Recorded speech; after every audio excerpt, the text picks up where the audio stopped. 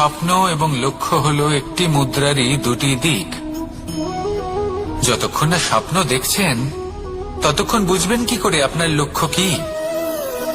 স্বপ্ন দেখে যদি নিজের লক্ষ্য বুঝতে পারেন, সেটা পেতে চান, তবেই সেটা লাভ করতে পারবেন।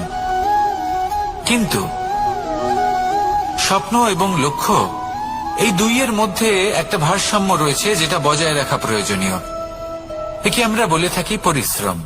দেখুন, যদি আপনি স্বপ্ন দেখতে চান তাহলে পরিশ্রম ত্যাগ করে নিদ্রা লাভ প্রয়োজন। কিন্তু যদি আপনি লক্ষ্য লাভ করতে চান তাহলে আপনাকে নিদ্রা ত্যাগ করে পরিশ্রম করতে হবে। তাই আলস্য ত্যাগ করুন এবং সিদ্ধান্ত নিন যে আপনি কি চান। আপনার জীবনের এই তুলাদণ্ডে স্বপ্নের পাল্লা ভারী হওয়া প্রয়োজন নাকি লক্ষ্যের?